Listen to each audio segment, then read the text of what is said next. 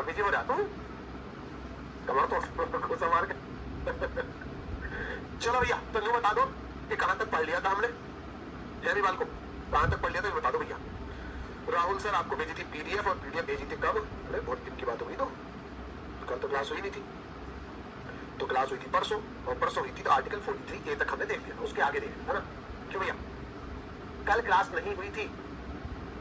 चलो 43B heading डाल दो, आर्टिकल 43B, आर्टिकल 43B आपसे यहाँ पर क्या कहता है? 43B आपसे यहाँ पर क्या कहता है, उस पर बातचीत कर लेते हैं एक बार, है ना? क्या कहता है 43B? तो प्रमोशन ऑफ कोऑपरेटिव सोसाइटीज, क्या बोलेंगे इसे आप बोलेंगे प्रमोशन ऑफ, आप इसे देख लेना मेरे भाई, क्या बोलेंगे इसे? Promotion of cooperative societies, cooperative societies आप इसे कह सकते हैं ना, प्रमोशन ऑफ कोऑपरेटिव सोसाइटीज, या इसे आप कह सकते हैं एक तरीके से सहकारी समिति को बढ़ावा, ठीक है? इसे आप कह सकते हैं मेरे भाई क्या, सहकारी समिति को बढ़ावा कह सकते हैं भैया, ठीक है? मतलब सबसे पहले आपको एक तरीके से मैं बात करूँ, ठीक है, जो कोऑपरेटिव सोसाइटीज है ना, इसे बढ़ावा देने की बात आपसे यहाँ पर की है। एक चीज आपको जो बताई, कौन से कॉन्स्टिट्यूशनल अमेंडमेंट के माध्यम से, है ना, ये कोऑपरेटिव सोसाइटीज का जो प्रोविजन है जो आपका यहाँ पर जोड़ा गया है ना, इसका एक एग्जाम्पल भी। सर आप अमरोहा में कहाँ से हो? अमरोहा में एक दूसरा गाँव है हमारा, है ना, अमरोहा में भैया एक दूसरा गाँव है, एक छोटा सा पुलिया सा गाँव है हमारा, है ना, बहुत ही प्यारा सा सुंदर सा गाँव, ठीक है? समझ भैया सर क्या कहता है? सर कौन सा गाँव से? हसनपुर से? हसनपुर तो वो पड़ेगा, तहसील पड़ेगी भाई, मतलब पास का जो कस्बा है मेन, है ना, तो छोटी सी सिटी है, कस्बा कह लो, कस्बा ही है दरअसल, तो तहसील हमारी हसनपुर है, वहाँ पे गाँव है मेरा, सहवाजपुर गुज्जर, गाँव का नाम, मतलब ये मतलब बहुत ही कम देखने को मिलेगा आपको, है ना, इस तरीके के नाम, मतलब गाँव के नाम के साथ मतलब ऐसे गोत्र लगा हुआ, ये हर जगह देखने को मिलता, कहीं पे ऐसा नहीं मिलेगा कि हाँ मतलब ये गांव, जैसे आपके गांव का नाम लिखते हैं उसके नाम पे त्रिपाठी लगा दे, त्रिपाठी नहीं लग सकता ना, तो यहाँ पे इसी तरीके से करके है। हमारे यहाँ बगल में कई सारे ऐसे गाँव, और भी गाँव है बगल में हमारे जिस तरीके की चीजें लिखी हुई है। चलिए मुद्दे आते मेरे भाई, तो कुल मिला के बच्चे मैंने आपसे कहा 43B को लेकर बात करूँ, सहकारी समिति को लेकर आपसे बात करूँ, तो इसके एक एग्जाम्पल आपको देता हूँ, इसका एक एग्जाम्पल देता हूँ मुझे, है ना, इसकी एक एग्जाम्पल देखो देता हूँ मुझे, जैसे अमूल दूध इसका बहुत अच्छा एग्जांपल है। दरअसल होता क्या है बच्चे, किसी एक व्यक्ति के पास उतना पैसा, हालांकि 19F जब मैंने आपको बताया था ना, तब मैंने इसके बारे में थोड़ी सी चर्चा की थी, है ना, तब मैंने थोड़ी सी यहाँ पर चर्चा की थी इसके बारे में, ठीक है भैया? कल वाले यूट्यूब वाले कोर्स, यूट्यूब वाले क्या था, कुछ कह रहा था, कल वाले यूट्यूब वाले क्वेश्चन कहाँ से थे? कल वाले यूट्यूब वाले क्वेश्चन कहाँ से थे भाई? वो मानवाधिकार टॉपिक के क्वेश्चन थे, और उसे विस्तार से पढ़ना है वो सब टॉपिक, तो 99 रुपीज का एक कोर्स है चक्षु बैच, वहाँ पर मिलेंगे दोस्तों, है ना, वहाँ पर मिलेंगे, ठीक है? स्पेशल बैच है मेरा स्ट्रेटेजी की एक, जिसमें मैं स्पेशल टॉपिक कुछ पढ़ाता हूँ, कुछ स्पेशल टॉपिक पढ़ाता हूँ, ठीक है? तो यहाँ पर मैंने बता दिया अमूल दूध 19F के समय पर भी इसके बारे में आपसे मैंने चर्चा की थी। सुरेश सर कहाँ से? सुरेश सर है आपके वहाँ से, क्या बोलते हैं, अमेठी से, जहाँ से मूंज के उत्पाद जहाँ के फेमस है ना, मूंज के उत्पाद जहाँ के फेमस है। नहीं सर, अमेठी के मधुबन डिस्ट्रिक्ट और प्रोडक्ट में वहीं के था, शेखरपुर में भी। अच्छा, तो अमेठी पहले बताया ना, उसके बाद में बताया, अब सही। तो क्या चाहते तुम ये कहूँगी जहाँ के सुरेश सर फेमस है, ये सही रहेगा? ठीक है, जहाँ के सुरेश सर फेमस है भैया उसी अमेठी के, ठीक है? बालक करेंगे जब चैतु कहते हैं आपको बुरा माने, आप रोने लग जाओगे, इतनी तेज मत रोया करो। तो ये 43B को लेकर मैंने बात बता दी। अब बात करेंगे आर्टिकल 44, ये यहाँ पर दूसरा सबसे ज्यादा पूछा जाने वाला आर्टिकल है, जिसे आप बोलते हैं यूसीसी। यूसीसी मतलब इसे कह सकते हैं यूनिफॉर्म सिविल कोड, क्या बोलेंगे इसे? जैसे आप बोलते हैं यूनिफॉर्म सिविल कोड, आप इसे कह सकते हैं, सिविल कोड आप इसे कह सकते हैं, है ना? इसी को आप कह सकते हैं बच्चे, क्या इसे आप कह सकते हैं नागरिकों के लिए एक समान सिविल संहिता, आप इसी को बोलेंगे क्या, कि नागरिकों के लिए एक समान सिविल संहिता, क्या बोलेंगे भैया? एक समान, नागरिकों के लिए एक समान सिविल संहिता आप इसे कह सकते हैं, ठीक है भैया? सिविल संहिता मेरे बच्चे आप इसे कह सकते हैं, सिविल संहिता कह सकते हैं, ठीक है? तो नागरिकों के लिए एक समान सिविल संहिता की बात की है यहाँ पर, मतलब ये कहता है कि सभी धर्मों के लिए बच्चे क्या होगा, एक समान कानून होगा सभी के लिए, पूरे देशवासियों के लिए, आप इसे ऐसे समझिए बच्चे, ठीक है? सभी देशवासियों के लिए क्या होगा, एक ही जैसा कानून होगा, एक जैसा कानून होगा, सभी धर्मों के लिए, सभी के लिए बच्चे, सभी देशवासियों के लिए एक ही कानून कह सकते हैं। अब मोस्टली जो कानून है वो तो एक जैसे है ही ऑलरेडी, कुछ एक चीजें अपवाद है, ठीक है भैया? एक मिनट,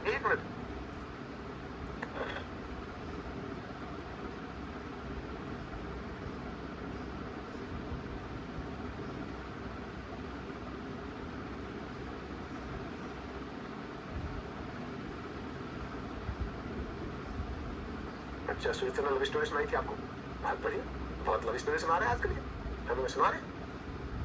चलो तो बच्चे नागरिकों के लिए एक समान सिविल संहिता, इसे आप कहते हैं सभी धर्मों के लिए एक समान कानून, सभी धर्मों के लिए, सभी धर्मों के लिए, सभी धर्मों के लिए, है ना, एक समान कानून आप इसे कह सकते हैं। क्या बोलेंगे इसे, एक समान कानून आप इसे कह सकते हैं, सभी धर्मों के लिए एक समान कानून, ठीक है, मतलब सभी के लिए, सभी भारतीयों के लिए एक समान कानून भी आप इसे कह सकते हैं, ठीक है। मतलब अगर मैं बात करूं, जैसे आप कहेंगे भैया सभी धर्मों के लिए तो एक समान कानून ही होते हैं, लेकिन कुछ एक अपवाद आपको देखने को मिलते हैं। जैसे कि आपको पता है हिंदू धर्म के अनुसार, हिंदू धर्म कानून के अनुसार, हिंदू धर्म है ना, हिंदू विवाह के अनुसार अगर देखा जाए बच्चे, ठीक है, तो यहाँ पर हम एक ही शादी कर सकते हैं, है ना, हम क्या कर सकते हैं, एक ही शादी कर सकते हैं, एक ही लीगल शादी हम कर सकते हैं। अब जैसे मान लेते हैं बच्चे, अगर आप इस्लाम धर्म को फॉलो करते हैं तो आप कितनी शादी कर सकते हैं, 3 शादी आप यहाँ पर कर सकते हैं, कितने 3 कर सकते हैं, सब 4 शादी कर सकते हैं, 4 शादी 3 करोगे, 4 शादी कर सकते हैं ना, सुरेश सर को बहुत अच्छे से पता है, ठीक है। तो कुल मिला के जो है आप यहाँ पर याद रखेंगे, कुल मिला के बच्चे अपन एक शादी कर सकते हैं, और इस्लाम धर्म में कितनी 4 शादियां अलाउ है, आप समझ लो 4 शादी, ठीक है। अब या तो भैया सब लोग 4 शादी करो, सबके लिए एक ही कानून बनेगा, तो या फिर सबके लिए एक ही शादी अलाउ। हालांकि ऐसा नहीं कि इस्लाम में भी सब लोग 4 शादी करते हैं, कुछ अपवाद के तौर पर कुछ ही लोग कर पाते हैं, अपवाद के तौर पर, ठीक है भैया। इसी तरीके से हिंदुइज्म में भी कुछ एक अपवाद देखने को मिलते हैं जो 4-4 शादी करते हैं, है ना, ऐसे कुछ लोगों को मैं भी जानता हूँ जिन्होंने 4-4 शादी की है, ठीक है भैया। तो मेरे भाई यहाँ पर है ना, अरे सर सुरेश सर क्या था, किस तरीके का भाई, अच्छा सुरेश सर के बेस्ट टीचर है, आपको लोगों को लगता है आपको मिल सकता, ओके धन्यवाद जी। अच्छा सुरेश सर आपके मामा लगे, सुधांशु भटनागर जी, क्या बात है, ठीक है। तो भांजे जी पढ़ लो, वरना कमर में कोहनी लगेगी तुम्हारे बहुत तेज। तो मैंने आपसे इतनी बातें बता दी बच्चे, ठीक है भैया। तो कुल मिला के मुद्दा ये है, कुल मिला के मुद्दा ये कि 4 शादी, एक पुरुष अपनी 4 शादी कर सकता है, 4 बीवियां रख सकता है, आप ऐसे समझते हैं, 4 बीवियां रख सकता है। अब भैया वैसे आज के टाइम पे देखा जाए तो एक का खर्चा चलाना बड़ा मुश्किल है भाई, एक का ब्यूटी पार्लर का खर्चा उठाना ही अपने आप में जो आदि व्यक्ति की कमर टूट जाती है, ठीक है। तो कहने का मतलब 4 का कैसे करेगा, है ना, अगर 4 के कुछ बच्चे भी होंगे, है ना। आजकल 2 बालकों की पढ़ाई करना जो है, पढ़ाई करवाना मतलब अच्छी जगह पढ़ाना चाहते हो तो उसमें हालत खराब हो जाती है। तो भैया आप समझ लो, तुम सीधी सी बात है भैया, समझ लो कि सीधी सी बात कितना मुश्किल है, ठीक है। तो ऐसे में कुछ एक अपवाद ही होते हैं जिस तरीके से करते हैं, लेकिन फिर भी कानून में इजाजत तो रह गई 4 शादी की। तो अब जब ये यूसीसी पूरे भारत में लागू हो जाएगा, इसका मतलब क्या होगा, तब सब के लिए एक ही कानून होगा। आप 4 कर दो, चाहे 2 कर दो, चाहे कुछ भी कर दो। ये तो सिंपल सी बात है कि सिंपल सी बात बच्चे क्या है, एक ही पे लागू होना। अच्छा वर्तमान में देखा जाए ये यूसीसी बच्चे कहां पर लागू है, प्रेजेंट में कहां पर लागू है। अगर आपसे पूछा जाए वर्तमान में लागू कहां पर है, प्रेजेंट में आपसे पूछा जाए प्रेजेंट में कहां लागू है ना, कहां लागू है बच्चे, तो देखो गोवा में तो पहले से ही लागू है ना। कहां पर भैया, ये गोवा में तो पहले से लागू बच्चे, और अभी आपका उत्तराखंड में लागू किया गया ना। कहां पर भैया, अभी आपका उत्तराखंड में लागू किया गया। गोवा में तो ये आजादी से पहले से ही लागू है, ऐसे मान लो तुम, ठीक है। और ये बच्चे उत्तराखंड में आजादी के बाद पहली बार कहां पर लागू किया गया, तो उत्तराखंड में ही लागू हुआ है, ठीक है भैया। समझे बच्चे, इतनी बात क्लियर है भैया, इतनी बात क्लियर। तो ये मैंने आपको बता दिया बच्चे, ये आपको बता दिया आर्टिकल 44, ये आपको बता दिया आर्टिकल 44 आपसे यहाँ पर क्या कहता है। आर्टिकल 44 कहता है सबके लिए एक ही कानून लागू होगा, ठीक है। अब बात करते हैं 44 के बाद 45 आपसे यहाँ पर क्या कहता है बच्चे। आर्टिकल 45 क्या कहता है, जल्दी से बताइए। आर्टिकल 45 आपसे यहाँ पर क्या कहता है, 45 क्या कहता है, कोई बच्चा मुझे बताएगा। ये कहता है बच्चे early childhood care and education to children. आपका यहाँ पर कहता है क्या, early childhood care, early childhood care, early childhood care, early childhood care and education to children and education to children, education and education to children, education to children, education to children below 6 years. कितना भैया, below 6 years, below the age of 6 years, below the age of 6 years कैसे, below the age of 6 years कैसे, 6 years। इसका मतलब क्या है बच्चे, इसका मतलब क्या हुआ, इसका मतलब क्या हुआ हिंदी में अगर आप देखें तो 6 वर्ष से कम उम्र के बच्चों की देखभाल, है ना, समझे बच्चे। तो मेरे भाई यहाँ पर आप क्या बोलेंगे, 6 वर्ष से कम उम्र के बच्चों की देखभाल, है ना, बच्चों की देखभाल तथा शिक्षा का प्रबंध, तथा देखभाल तथा शिक्षा का प्रबंध आप इसे कह सकते हैं। शिक्षा का प्रबंध मेरे बच्चे आप इसे कह सकते हैं, तो शिक्षा का प्रबंध आप इसे कह सकते हैं। मतलब यहाँ पर जो अर्ली चाइल्डहुड केयर आपने देखा होगा कि जो छोटे छोटे बच्चे हैं गवर्नमेंट के द्वारा बच्चों उन्हें कसार वगैरह प्रोवाइड किए जाते हैं, दलिया वगैरह दिया जाता है, उनके लिए मतलब कुछ न्यूट्रिशन की चीजें दी जाती हैं, बिस्कुट दिए जाते हैं, और भी बहुत तरीके सुख सुविधाएं आपको यहाँ पर जो है दी जाती हैं, टीके आपके लगाए जाते हैं बच्चे, है ना। तो इस तरीके की बहुत सारी फैसिलिटी है जो राज्य की ड्यूटी बनती है अर्ली चाइल्डहुड केयर। सुरेश की लव स्टोरी बहुत खराब है, झूठ बोलने फालतू में लव स्टोरी, ठीक है, ज्यादा मत कहो खराब, अगला आदमी जोन लगे वहीं पड़े क्या चाह रहे हो तुम स्टूडियो में पानी पानी हो जाए सर? नहीं चाह रहे ना ऐसा? थोड़ी बात आगे बढ़ते हैं, है ना? समझ भी है? चलिए राजू, ओके वेरी गुड मेरे भाई। तो यहाँ पर अगर मैं आपसे चर्चा करूं, अगर मैं आपसे यहाँ पर चर्चा करूं, मैंने आपको बता दिया आर्टिकल 45 क्या कहता है कि अर्ली चाइल्डहुड केयर मतलब बचपन में ही बच्चे की देखभाल की जाती है और उनके लिए शिक्षा का प्रबंध किया जाता है। बच्चे यह राज्य की ड्यूटी बनती है। क्लियर है? अब इसके बाद आर्टिकल 46 क्या कहता है?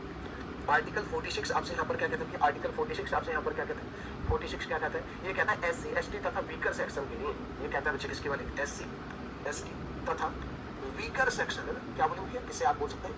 वीकर सेक्शन, वीकर सेक्शन के लिए, एससी एसटी तथा वीकर सेक्शन के लिए, एससी एसटी तथा वीकर सेक्शन के शिक्षा तथा आर्थिक हितों को बढ़ावा, शिक्षा तथा आर्थिक हितों को बढ़ावा। क्या बोलेंगे? इसे आप कह सकते हैं आर्थिक हितों को बढ़ावा, आर्थिक हितों को बढ़ावा आप इसे कह सकते हैं, आर्थिक हितों को बढ़ावा आप इसे कह सकते हैं। ठीक है, आर्थिक हितों को बढ़ावा मेरे बच्चे इसे आप कह सकते हैं।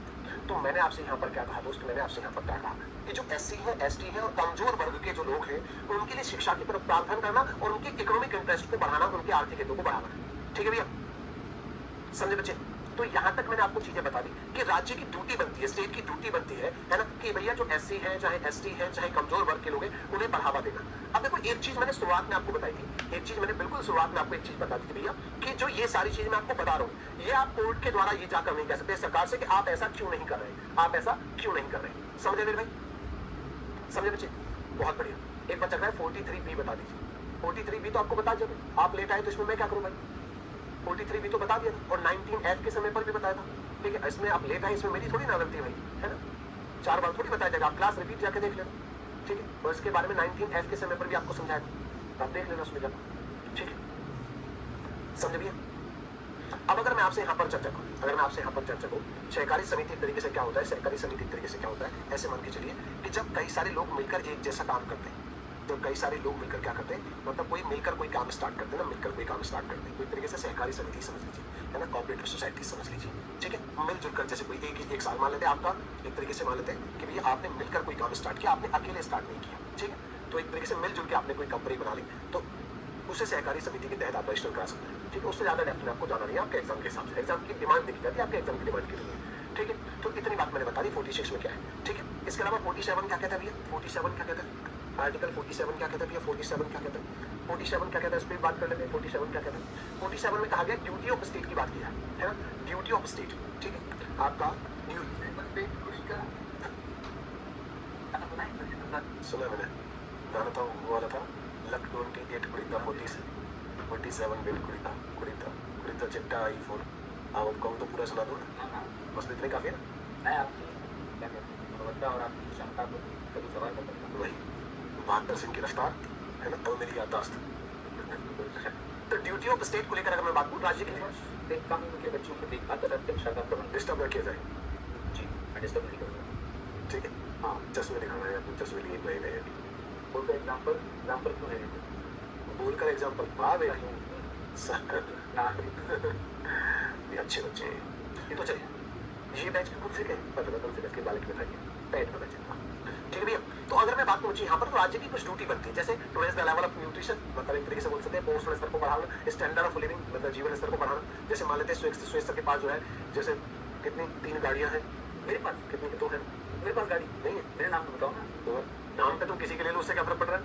ठीक है, तो वैसे ही आपको जैसे मान लेते हैं, मतलब आपका मकान हो, गाड़ी हो, आपके पास मान लेते हैं बाकी जो सुख सुविधाएं हो, वो सब होनी चाहिए। इस तरीके से राज्य की ड्यूटी बनती है, सबका लेवल ऑफ जो स्टैंडर्ड है, लिविंग स्टैंडर्ड है, वो सबका बढ़ाया जाए, ये राज्य की ड्यूटी बनती है ना। क्या जब आप मुकर जाए आदमी तो क्या कर सकते हैं भैया? मुकर जाए तो आदमी क्या कर सकते हैं? मेरे नाम पे क्या होता है? हाँ, तो नाम पे किसी और की कराई जाओ तो हम क्या कर सकें? नया मकान में किसी और के नाम पे लेने करे तो उसमें हम क्या करें भाई? किसी के नाम पे ले। ठीक है, तो ड्यूटी ऑफ स्टेट क्या है? To raise the level of nutrition, to raise the level of nutrition, है ना, लेवल ऑफ न्यूट्रिशन, तो लेवल ऑफ न्यूट्रिशन इसे क्या समझे? To raise the level of nutrition.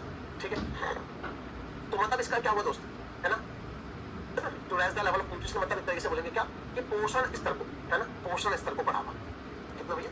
पोषण स्तर को बढ़ावा, पोषण स्तर को बढ़ावा, पोषण स्तर को, है ना, पोषण स्तर को बढ़ावा देना, ये भी राज्य की ड्यूटी है। स्टैंडर्ड ऑफ लिविंग, क्या बोलेंगे, या लिविंग स्टैंडर्ड, तो रेज द लेवल ऑफ, है ना, क्या क्या कुछ एक तरीके से क्या बोलेंगे, standard of living, standard of living, आप इसे बोलेंगे standard of living, standard of living, है ना, स्टैंडर्ड ऑफ लिविंग, या जैसे आप बोल सकते हैं जीवन स्तर को बढ़ावा, जीवन स्तर को बढ़ावा, आप इसे कह सकते हैं भाई, कौन सा, जीवन स्तर को बढ़ावा। तो जीवन स्तर को बढ़ावा देना भी बच्चे, ये भी इनका काम है ना, ये भी राज्य की ड्यूटी है। और to improve the public health, तीसरा काम है क्या, to improve public health, to improve public health, to improve public health कह सकते हैं, पब्लिक हेल्थ आप इसे कह सकते हैं, है ना, या इसे बोल सकते हैं क्या, लोक स्वास्थ्य को बढ़ावा, क्या बोलेंगे भैया, आप इसे कह सकते हैं मेरे बच्चे, आप इसे कह सकते हैं लोक स्वास्थ्य को बढ़ावा, आप इसे कह सकते हैं, ये कौन सा, लोक स्वास्थ्य को बढ़ावा कह सकते हैं। ठीक है,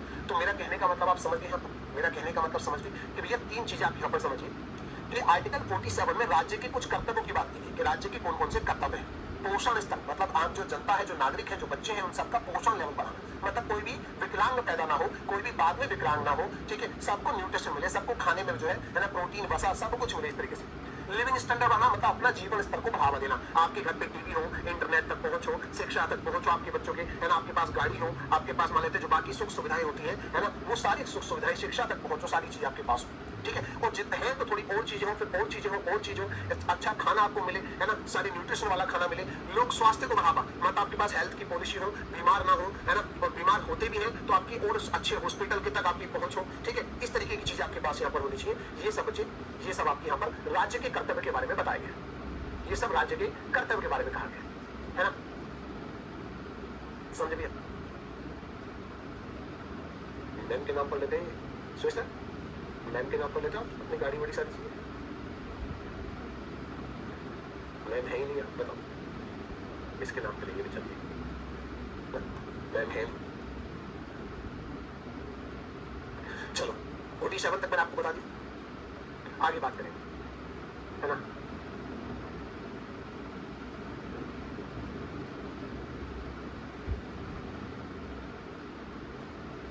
ओके, अच्छा ऐसा बोल रहा था धीरेन्द्र, आपका दोस्त ऐसा बोला था, कोई बात नहीं, आप तो आपको पता चल गया ना, है भैया, क्या मित्र,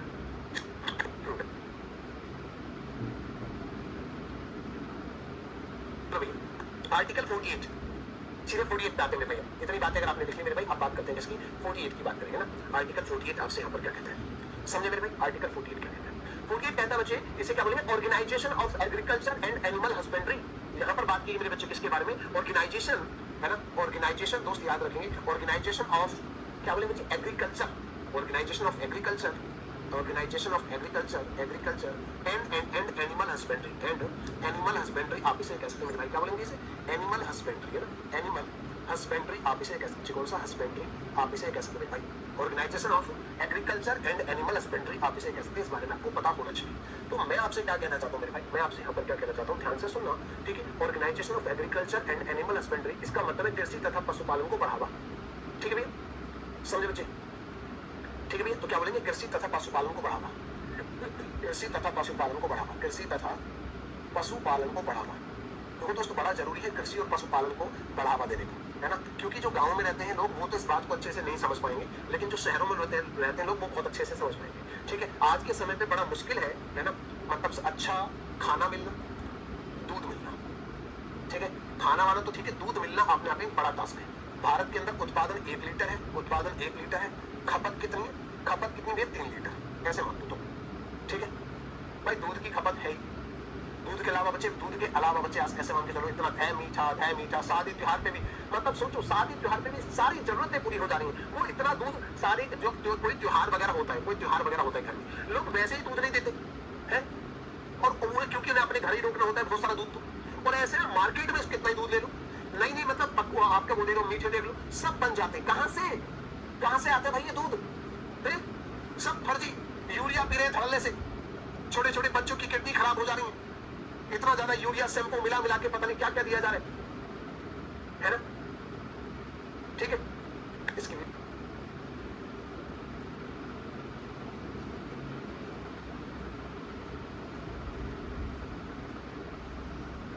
चलो, तो ये बात आपको बता दी, मतलब दोस्त कृषि और पशुपालन इन दोनों को बढ़ावा देना बहुत जरूरी है। वैसे भी क्या होता है कि हम खाद्यान्न के मामले में मतलब खाने पीने की चीजों में तो हम आप निर्भर होने ही चाहिए, ठीक है। मतलब आपने देखा होगा ना, मतलब जब परिस्थितियां खराब होती हैं तो खाने के लाले पड़ जाते हैं देशों में। जो अपने यहाँ आपने कोरोना में नोटिस कर लिया था, कोरोना में गांव के लोगों की जीवन शैली में बहुत ज्यादा फर्क नहीं पड़ा। वो अपना मस्त घर का आटा है, घर के चावल है, ले बेटे ओम को चटनी बना ली है, समझे, हरा धनिया अपना बो रखा है, हरी मिर्च अपनी है, ले काशी फल अपने लग रहे हैं, लौकी अपनी लग रही है, तुरई अपनी लग रही है, पालक अपना लग रहा है, आप आराम से दालें अपनी घर की है, ले आराम से मस्त आराम से जीवन कटा है। गांव में आराम से मस्त लोग अपना जीवन काट रहे हैं, कोई दिक्कत वाली बात ही नहीं, खेत में ट्यूबवेल चल जा रहा है, ठीक है। तो कुल मिला के जब आपकी बेसिक नीड की चीजें आपके पास हो पहले से, तो आपको बहुत ज्यादा फर्क नहीं पड़ता। मतलब गांव में रहकर कोई व्यक्ति मान लेते 30,000 रुपए कमा रहे हैं, 30,000 रुपए 30-40,000 रुपए महीने के कमा रहे हैं, भाई पूरी खड़ी बचत है, मतलब खड़ी बचत है इतने पैसे की, इसमें से 1 रुपया खर्च नहीं करना उसे। बाकी खेती है अगर उसके पास थोड़ी बहुत, ठीक है, क्योंकि खेती से उसका अपना खर्चा भी चल जा रहा है, इसमें से बचत हो जाती थोड़ी बहुत, और ये पैसा धड़ल्ले से। शहर में आदमी जो है मतलब 1 लाख रुपए, 1.5 लाख रुपए, 2 लाख रुपए भी कमा रहे हैं, तो उसके लिए 40,000 रुपए बचाना बड़ा टास्क हो जाता है कई बार, समझ रहे हो, क्योंकि जीवन ईएमआई पे चल रहा है, जीवन ईएमआई पे चल रहा है, क्रेडिट कार्ड पे जीवन चल रहा है लोगों का। क्या करें भाई, है सारी चीजें इतनी महंगी है ना, सारी चीजें इतनी महंगी। अच्छा अगर अच्छा जीवन यापन कर रहे हो, एक तो भाई मतलब आपको काटना है जीवन, तब तो ठीक है, तब तो आप शहर में रहकर बचत कर लोगे, है ना, शहर में रहकर बचत कर लोगे, समझे भैया, इस तरीके से समझिए। इतने अच्छे एग्जाम्पल कहां से लाते हो, मैं सुबह सुबह नाश्ते में खा कर आता हूँ जहां आकर उगलती हूँ, ठीक है, समझे बच्चे। चलिए अब बात करूंगा आर्टिकल 48A की।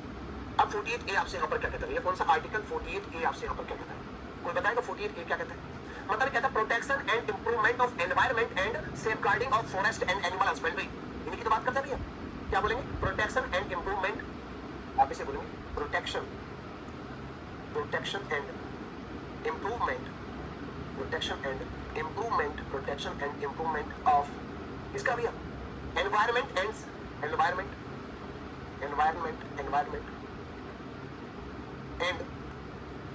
safeguarding the forest, safeguarding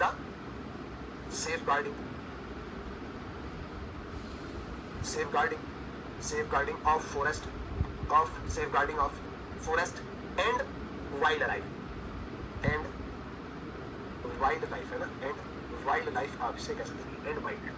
तो अगर मैं आपसे यहाँ पर चर्चा करूँ, क्या मतलब है इस बात का, क्या मतलब है मेरे बच्चे इस बात का, जल्दी से बताइए जरा, क्या मतलब है मेरे भाई इस बात का, है ना। इसे बोलेंगे पर्यावरण का संरक्षण संवर्धन, इसे आप क्या बोलेंगे, किसे आप कह सकते हैं पर्यावरण का संरक्षण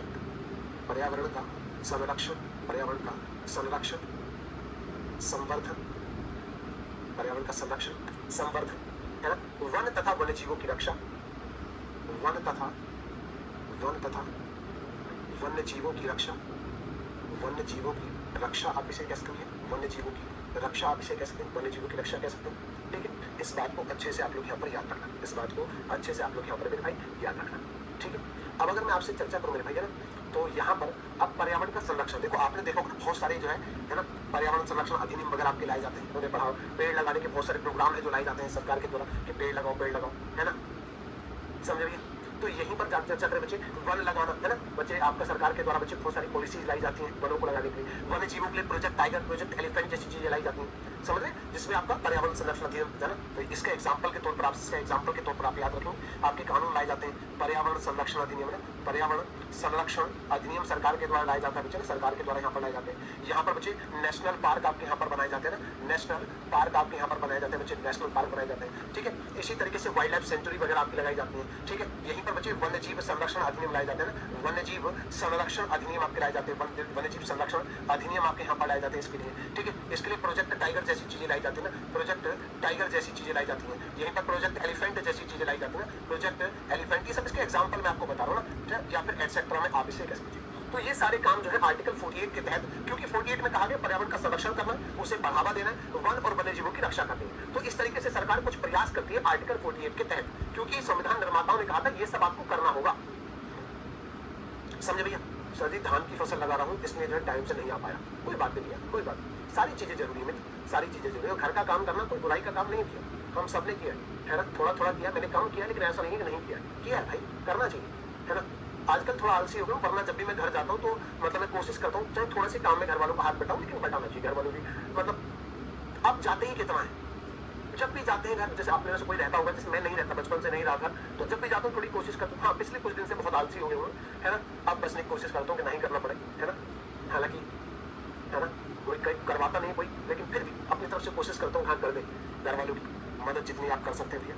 आर्टिकल 49, ठीक है, आर्टिकल 49 ये मौका मतलब किस्मत है जो घर वालों का आपको हाथ बटाने का मौका मिल जाए, है ना, वरना आजकल ना तो लोग हाथ बटाने वाले लोग बचे हुए हैं और ना ही जो है समझिए नहीं आपके पास उतना समय होता है ना।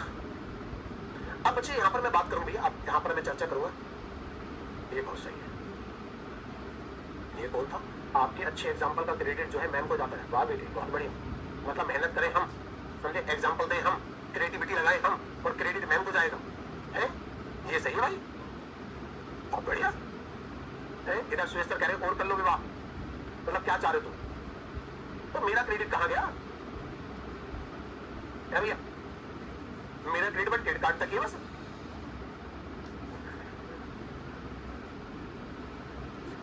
ये देखो हाँ बड़ा हो,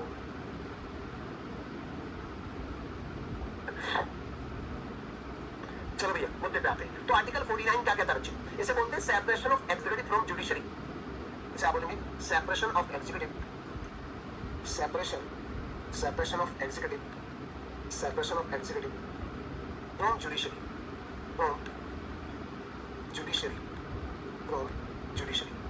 separation of executive from judiciary आप इसे कहते हैं, इसे क्या बोलेंगे बच्चे, है ना,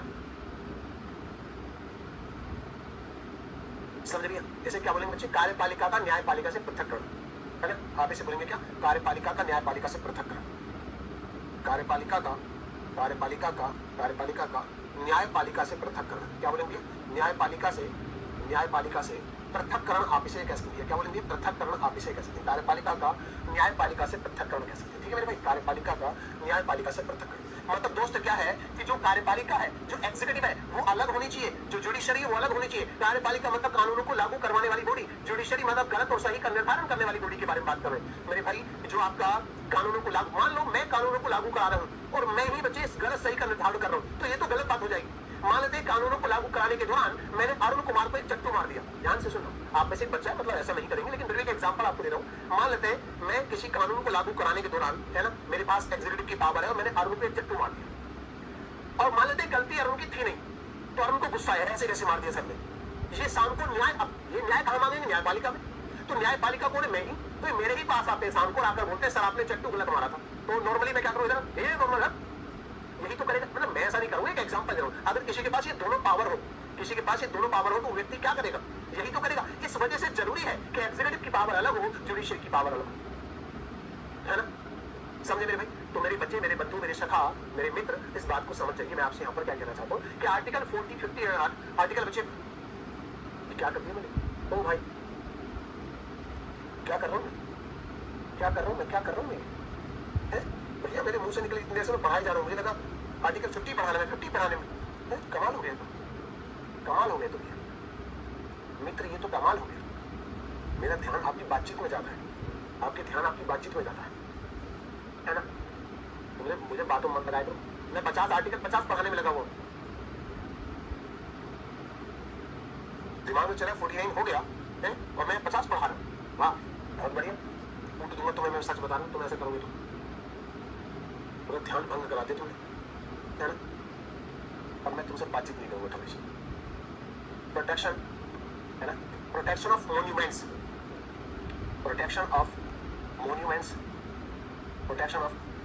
चलो समझा तो दिया, कम से कम समझा दिया ना, article 50 protection of monuments, places and object of national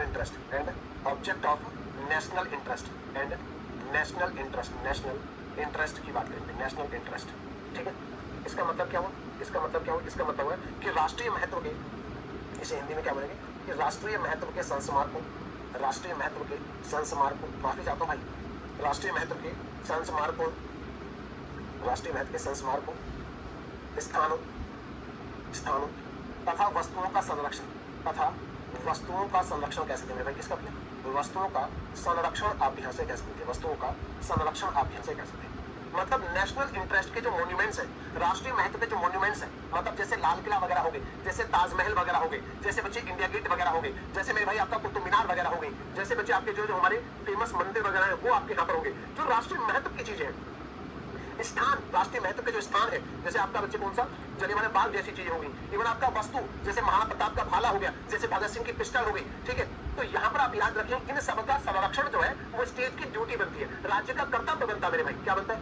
कोई बात नहीं सर, अच्छे है ना। तो ये बच्चे, ये राज्य की ड्यूटी बनती है इन सब का संरक्षण करना, ठीक है। ये स्टेट की ड्यूटी है, मैंने आपको ये बताया। फिर 50 में कहा गया कि कार्यपालिका और न्यायपालिका दोनों क्या होनी चाहिए, आपकी अलग होनी चाहिए, दोनों आपकी क्या होनी चाहिए, अलग होनी चाहिए, ठीक है भैया। ओवर क्रेडिट लीजिए मैम, ठीक है, मान लिया मैंने, तुम चलते हो सब मुझसे ना, ठीक है भैया, मान लिया मैंने भैया, मान लिया, ठीक है। मैं रो दूंगा अब, है ना, समझे भैया, मैं रो दूंगा। आर्टिकल 51 क्या कहता है भैया? 51 आर्टिकल क्या कहता है? 51 आर्टिकल, है ना, क्या कहता है 51 आर्टिकल? हाँ जी भैया, आर्टिकल 51 आपसे यहाँ पर क्या कहता है? 51 क्या कहता है? अरुण जी धन्यवाद। अच्छा मैं नटखट, बहुत बढ़िया। 51 क्या कहता है? इंटरनेशनल पीस एंड सिक्योरिटी की बात करता है। ये बात करता है बच्चे किसके बारे में? इंटरनेशनल पीस एंड सिक्योरिटी की आपसे यहाँ पर चर्चा करता है। इंटरनेशनल पीस एंड सिक्योरिटी, जैसे आप बोलेंगे अंतरराष्ट्रीय शांति, जिसे आप बोलेंगे क्या? अंतरराष्ट्रीय शांति एवं सुरक्षा, अंतरराष्ट्रीय शांति एवं सुरक्षा, अंतरराष्ट्रीय शांति एवं सुरक्षा की आपसे यहाँ पर बात की गई, ठीक है भैया, अंतरराष्ट्रीय शांति एवं सुरक्षा की बात की गई। मतलब बच्चे राज्य की ड्यूटी बनती है इंटरनेशनल पीस। मतलब सोचिए, जब किसी के बीच में झगड़ा होता है, भारत कहता है हाँ, निंदा करता है ना, कि ऐसा नहीं करना चाहिए, कई बार मीडिएटर की भूमिका निभाता है। आजकल तो दुनिया भर में एक ही मीडिएटर है भाई, शांति समझौते करवाने के लिए, है ना। आजकल तो एक ही मीडिएटर है ना, जो खुद ही मीडिएटर बनने का दावा भी कर देता है कि भैया मैं हूँ मध्यस्थता, है ना, मैंने कराई मध्यस्थता, मैं हूँ पीस मेकर, है ना। और जो अंतिम उद्देश्य है, इतिहास में याद रखा जाए कि शांति का नोबेल पुरस्कार भी मिला था, है ना। बाकी मैं ट्रम्प जी साहब का नाम ही क्यों सर की भाषा में, है ना। बाकी मैं अमेरिका के किसी राष्ट्रपति का नाम ही क्यों, ठीक है भैया, क्या नाम? डोनाल्ड ट्रम्प, राष्ट्रपति नाम पूछो, मैं ये नहीं कह रहा भाई किसी के बारे में, है ना। तो इंटरनेशनल पीस और सिक्योरिटी, भाई सिक्योरिटी दोनों चीजें हैं, दोनों चीज आपको समझनी, समझे मेरे भाई? हाँ जी, मुस्कान जी धन्यवाद मित्र। सर की अभी शादी नहीं हुई है, क्रेडिट कहाँ गया? अच्छा जी, चलो। डोनाल्ड ट्रम्प, मुझे नहीं पता किसकी बात कर रहे हो, मैं तो बहुत ही अनभिज्ञ व्यक्ति इन सब चीजों के बारे में। तो आपको मैंने बता दिया आर्टिकल 51 आपको बता दिया इंटरनेशनल पीस एंड सिक्योरिटी के बारे में कौन सा बात करता है, ये बात करता है।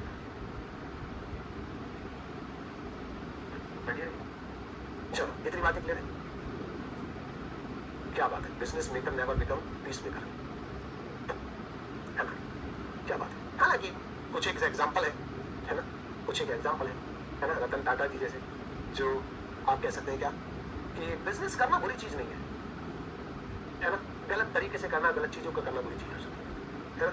बाकी बिजनेस करना बुरी चीज थोड़ी है यार, बिजनेस करना बुरी चीज थोड़ी है, ठीक है। अब यहाँ पर एक छोटी सी बात आपको और समझनी है, चलो आपने पढ़ तो लिया, लेकिन एक चीज आप समझिए, जो आपकी फंडामेंटल राइट थी और जो आपके डीपीएसपी थे, जो आपके डीपीएसपी, इन दोनों में कुछ छोटे छोटे से बारीक से अंतर है ना, समझे भैया? क्या बोलते हैं मुझे अब अपहरण मूवी कौन सी, उस पर एक डायलॉग याद आ रहा है, बोलो नहीं डायलॉग सुनाऊंगा तुम्हारे सुन लाइक है ना, कैसे धागे भर के फर्क वाला अपहरण थी ना मूवी, बोल नहीं सकता डायलॉग, बस मुझे याद आ गया। तो वैसे कुछ मामूली से अंतर है इसमें, है ना, फंडामेंटल राइट और डीपीएसपी में। सबसे पहले जो फंडामेंटल राइट को कहा जाता है बच्चे, इससे है ना, जैसे नकारात्मक व्यक्ति होते हैं ना, कुछ लोग नकारात्मक प्रकट श्रेणी के, ठीक है, तो वैसे ही जो फंडामेंटल राइट है तो नेगेटिव इन अप्रोच है ना, या नेगेटिव नेचर के हैं, नेगेटिव नेचर कैसा, नेगेटिव नेचर क्या है इनका, नेचर कैसा, नेगेटिव नेचर, नकारात्मक है ना, नकारात्मक लोगों से दूर रहना चाहिए, ऐसा कहा जाता है कई बार जो है ना, ऐसा कई बार सुनने को मिला है कि नकारात्मक लोगों से दूर रहना चाहिए, ठीक है, अच्छा है ना? लेकिन नकारात्मक होना और सच बोलना दोनों में अंतर होता है, ये भी जो है हमें समझना होता है कई बार, है ना। अगर आप देख रहे हैं मित्र तो जल्दी से फोकस करिए यहाँ पर, है ना, जो मैं कहना चाहता हूँ। तो दूसरा आपका यहाँ पर देखना, ये है पॉजिटिव इन नेचर, ये क्या भैया? Positive in nature, positive in nature, positive in nature. अब दो बातें आपको समझनी, दो बातें समझ, है ना।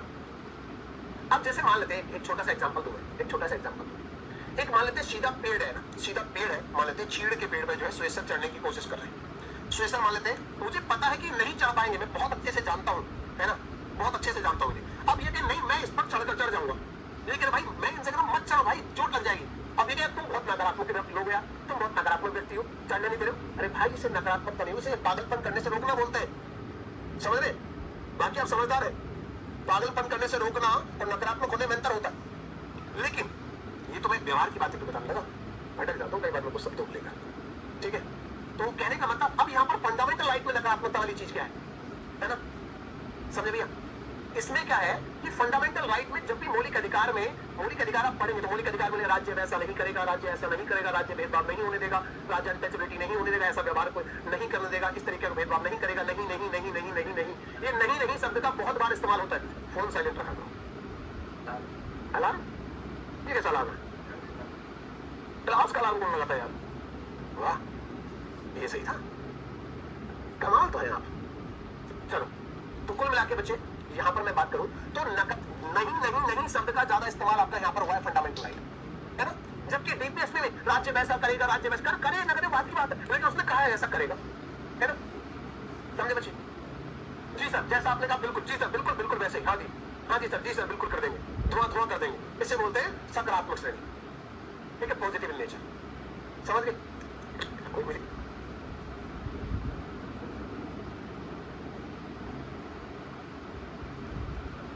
तो नेगेटिव नेचर के हैं, डीपीएसपी आपके पॉजिटिव नेचर के हैं, मतलब ये नकारात्मक प्रकृति के, सकारात्मक है। दूसरी बात फंडामेंटल राइट के बारे में याद रखना कि ये क्या है, ये एनफोर्सेबल है, जुडिशियबल है ना। ये क्या भैया? एनफोर्सेबल है, मतलब इसे बोलेंगे ये जुडिशियबल है। ये क्या भैया? जुडिशियबल है, जुडिशियबल है मतलब ये क्या है बच्चे? वाद योग्य है ना, वाद योग्य है, वाद योग्य है मतलब ये लागू करवाने के लिए आप कोर्ट में जा सकते हैं, इन्हें लागू करवाने के लिए आप कोर्ट में जा सकते हैं। और बच्चे ये जो है आपका, ये जो आपकी डीपीएसपी है, ये नॉट एनफोर्सेबल है। क्या है भैया? ये नॉट एनफोर्सेबल, आप इसे कह सकते हैं नॉट एनफोर्सेबल कह सकते हैं। इसे आप क्या कह सकते हैं? इसे आप कह सकते हैं नॉट जुडिशियबल, आप इसे कह सकते हैं नॉट जुडिशियबल, आप इसे कह सकते हैं। आप इसे क्या बोल सकते हैं? आप इसे कह सकते हैं कि ये वाद योग्य नहीं है, ये वाद योग्य नहीं है बच्चे, ये वाद योग्य नहीं है। इस बारे में भी आपको बताऊं, इस बारे में भी आपको बताऊं, है ना, समझे मेरे भाई? तो कहने का मतलब दोस्त ये हुआ, कहने का मतलब बच्चे ये हुआ कि इन्हें आप फंडामेंट मौलिक अधिकारों को लागू करवाने के लिए तो आप कोर्ट जा सकते हैं सीधे। आर्टिकल 32 आपको बताया था कि अगर मौलिक अधिकारों का हनन होता है तो सीधे सुप्रीम कोर्ट जाइए। और डीपीएसपी में अगर उनका एक भी डीपीएसपी लागू नहीं है तो भी आप कोर्ट में नहीं जा सकते हैं, कोर्ट नहीं जा सकते। कोर्ट में जाकर नहीं कहते देखो ये डीपीएसपी में लिखा हुआ है, देखो 44 लिखा हुआ है, क्यों नहीं मिल रहा है हमें? ना भैया, क्योंकि केटी शाह का कथन आप याद करिए जो मैंने आपको बताया कि डीपीएसपी का ऐसा चेक है जिसे बैंक अपनी सुविधा अनुसार अदा करेगा। समझा कर शुरुआत में, तो भैया सीधी सी बात है, इसको भी लिख लें, लिख लोगे तो बहुत अच्छा है भैया, लिख लोगे तो बहुत अच्छा है। ऐसा सवाल कई बार बन जाता है कि डीपीएसपी के बारे में कौन सा कथन सही है, कौन सा कथन गलत है ना। तब ऐसे ऑप्शन रख देता है कि डीपीएसपी वादियों के नहीं है, डीपीएसपी सकारात्मक प्रकृति के है। तब आप फंस जाते हैं जब ये चीज आपको नहीं पता होती है। तो लिख लोगे तो बहुत अच्छा रहेगा। और कल से हम पढ़ेंगे फंडामेंटल ड्यूटीज या मौलिक कर्तव्य। कल से हम पढ़ेंगे बच्चे फंडामेंटल ड्यूटीज या मौलिक कर्तव्य। आज की क्लास को यहीं पर खत्म, टाटा बाय बाय कर देते हैं बच्चे। बाकी आप खुश रहिए, मस्त रहिए, अच्छे से तैयारी करते रहिए, मेहनत करते रहिए, बिंदास रहिए भैया। 3 PM तारीख पे तारीख कितनी है?